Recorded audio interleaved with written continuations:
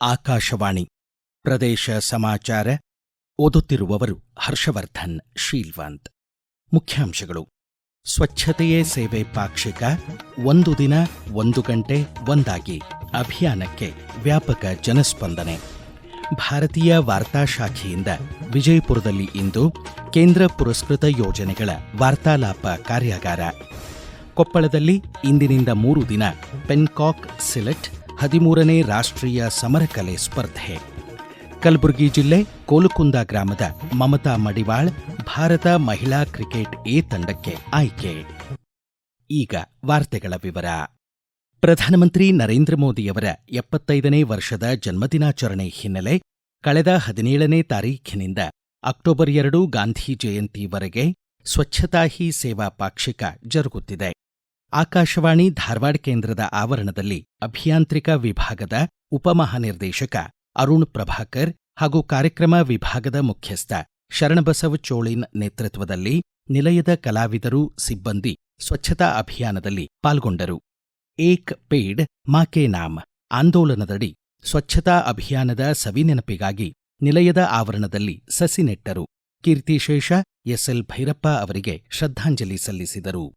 ರಾಜ್ಯ ಉಪಲೋಕಾಯುಕ್ತ ನ್ಯಾಯಮೂರ್ತಿ ಕೆಎನ್ ಫಣೀಂದ್ರ ಅವರು ಕಾನೂನು ತಿಳಿವಳಿಕೆ ಮೂಲಕ ಶುಚಿತ್ವ ಹಾಗೂ ಸ್ವಚ್ಛತೆಯ ಬಗ್ಗೆ ಶ್ರೀಸಾಮಾನ್ಯರಲ್ಲಿ ಅರಿವು ಮೂಡಿಸುವಂತೆ ಚಿಕ್ಕಮಗಳೂರು ಜಿಲ್ಲಾಡಳಿತಕ್ಕೆ ಸೂಚಿಸಿದ್ದಾರೆ. ಚಿಕ್ಕಮಗಳೂರು ನಗರದಲ್ಲಿ ಸ್ವಚ್ಛತೆಯೇ ಸೇವೆ ಪಾಕ್ಷಿಕದಡಿ ಸ್ವಚ್ಛತಾ ಕಾರ್ಯಕ್ಕೆ ಸ್ವತಃ ಕೈಜೋಡಿಸಿ ಚಾಲನೆ ನೀಡಿ ಅವರು ಮಾತನಾಡಿದರು. ಒಂದು ದಿನ ಒಂದು ಗಂಟೆ ಒಂದಾಗಿ ಏಕ್ ದಿನ್ ಏಕ್ ಘಂಟಾ ಏಕ್ ಸಾಥ್ ಅಭಿಯಾನದ ಅಂಗವಾಗಿ ಧಾರವಾಡದ ಗಾಂಧಿನಗರದಲ್ಲಿ ಹುಬ್ಬಳ್ಳಿ ಧಾರವಾಡ ಮಹಾನಗರ ಪಾಲಿಕೆ ಸಿಬ್ಬಂದಿ ಹಾಗೂ ಬೆಳಗಾವಿ ಜಿಲ್ಲಾ ಪಂಚಾಯಿತಿ ಯೋಜನಾ ನಿರ್ದೇಶಕ ರವಿ ಬಂಗಾರೆಪ್ಪನ್ನವರ್ ತಾಲೂಕಿನ ಬಸ್ವಾಡ್ ಗ್ರಾಮದಲ್ಲಿ ಸ್ವಚ್ಛತಾ ಕಾರ್ಯಕ್ಕೆ ಚಾಲನೆ ನೀಡಿದರು.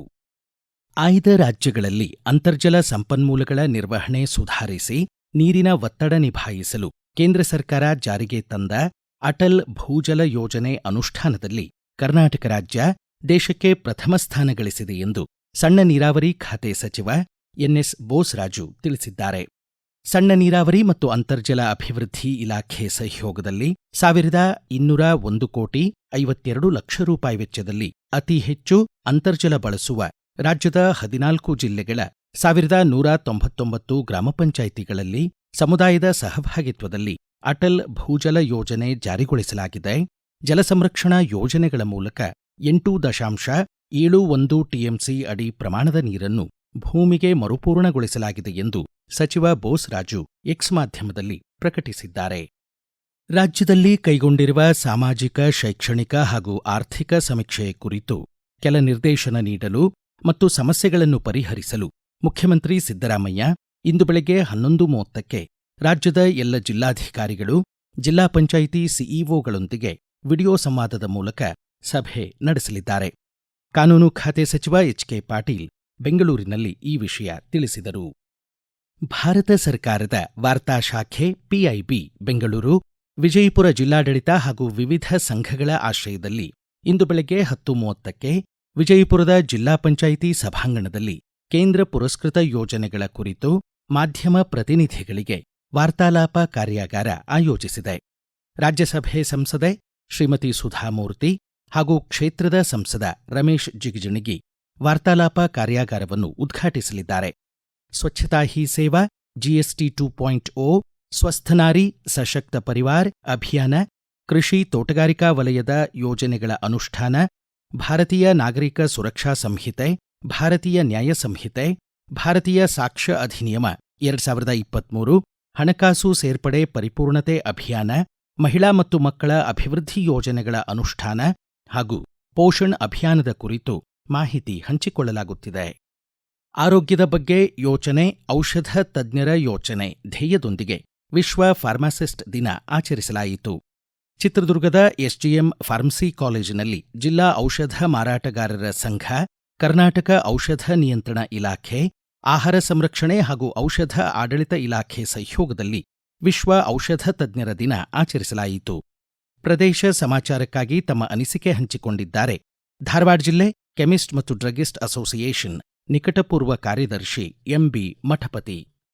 ವಿಶ್ವ ಫಾರ್ಮಸಿಸ್ಟ್ ದಿನಾಚರಣೆ ಜಾಗತಿಕವಾಗಿ ಎಲ್ಲೆಡೆ ಫಾರ್ಮಸಿಸ್ಟ್ಗಳನ್ನ ನೆನೆಸುವಂತ ಒಂದು ದಿನ. ದೇಶ ಸುಭದ್ರವಾಗಿ ಇರುವಲ್ಲಿ ಫಾರ್ಮಸಿಸ್ಟ್ಗಳ ಪಾತ್ರ ಬಹುದೊಡ್ಡದು. ಕರೋನಾದಂತ ಮಹಾಮಾರಿ ಸಂದರ್ಭದಲ್ಲಿ ಕೂಡ ಫಾರ್ಮಸಿಸ್ಟ್ಗಳು ದಿನವಿಡೀ ದುಡಿದು ಸಮಾಜದ ಸ್ವಾಸ್ಥ್ಯವನ್ನು ಕಾಪಾಡುವಲ್ಲಿ ಮಹತ್ವದ ಪಾತ್ರವನ್ನ ನಿಭಾಯಿಸಿದ್ದಾರೆ. ಒಬ್ಬ ಫಾರ್ಮಸಿಸ್ಟ್ ಅನ್ನ ಔಷಧ ವ್ಯಾಪಾರಿ ಎಂದು ಪರಿಗಣಿಸದೆ ಔಷಧ ತಜ್ಞ ಎಂದು ಜನರು ಗ್ರಹಿಸಬೇಕು. ಫಾರ್ಮಸಿ ಜಾಗತಿಕ ಮಟ್ಟದಲ್ಲಿ ತುಂಬಾ ಬೆಳವಣಿಗೆ ಹಂತದಲ್ಲಿರುವುದರಿಂದ ಒಬ್ಬ ಫಾರ್ಮಸಿಸ್ಟ್ ಅನೇಕ ಆಯಾಮಗಳಲ್ಲಿ ಸಲಹೆಗಾರನ ಬಹುದೊಡ್ಡ ಪಾತ್ರವನ್ನು ನಿಭಾಯಿಸುತ್ತಾನೆ. ಈಗ ಪ್ರಕಟಣೆ, ನಂತರ ಪ್ರದೇಶ ಸಮಾಚಾರ ಮುಂದುವರಿಯುವುದು. ನಿಮ್ಮ ಅನುಕೂಲಕರ ಸಮಯದಲ್ಲಿ ಆಕಾಶವಾಣಿ ಸುದ್ದಿಗಳನ್ನು ಆಲಿಸಲು ನಮ್ಮ ಯೂಟ್ಯೂಬ್ ಚಾನೆಲ್ ಆಕಾಶವಾಣಿ ನ್ಯೂಸ್ ಕನ್ನಡವನ್ನು ಸಬ್ಸ್ಕ್ರೈಬ್ ಮಾಡಿ. ನಮ್ಮೆಲ್ಲ ಕೇಳುಗರು ನಮ್ಮ ಫೇಸ್ಬುಕ್ ಖಾತೆ ಆಕಾಶವಾಣಿ ಆರ್ಎನ್ಯು ಬೆಂಗಳೂರು ಧಾರವಾಡ ಮತ್ತು ನಮ್ಮ ಟ್ವಿಟರ್ ಖಾತೆ @AIR News_ ಕನ್ನಡವನ್ನು ಅನುಸರಿಸಿ. ಪ್ರಾದೇಶಿಕ ಸುದ್ದಿ ವಿಭಾಗ ಬೆಂಗಳೂರು ಹಾಗೂ ಧಾರವಾಡದ ಎಲ್ಲಾ ಸುದ್ದಿ ಸಂಚಿಕೆಗಳು ನಮ್ಮ ಸಾಮಾಜಿಕ ಮಾಧ್ಯಮ ಖಾತೆಗಳಲ್ಲಿ ಲಭ್ಯವಿರುತ್ತವೆ. ಪ್ರದೇಶ ಸಮಾಚಾರ ಕೇಳುತ್ತಿದ್ದೀರಿ. ಸ್ವಚ್ಛ ಭಾರತ್ ಕಾ ಇರಾದಾ ಇರಾದಾ ಕರ್ ಲಿಯಾ ಹಮ್ನೆ ದೇಶ ಸೆ ಅಪ್ನೆ ಯೆ ವಾದಾ ಕರ್ ಲಿಯಾ ಹಮ್ನೆ. ಸೇವೆ ಮತ್ತು ಸುಶಾಸನ ಧ್ಯೇಯದೊಂದಿಗೆ ಪ್ರಧಾನಮಂತ್ರಿ ನರೇಂದ್ರ ಮೋದಿ ನೇತೃತ್ವದ ಕೇಂದ್ರ ಸರ್ಕಾರ ಸೇವಾ ಪರ್ವದ ಮೂಲಕ ಪರಿವರ್ತನೆ ಹಾಗೂ ಪ್ರಗತಿಯನ್ನು ಸಾರ್ವಜನಿಕ ಸೇವೆ ಮತ್ತು ಉತ್ತಮ ಆಡಳಿತದಿಂದ ಸಾಧಿಸಲು ಶ್ರಮಿಸುತ್ತಿದೆ.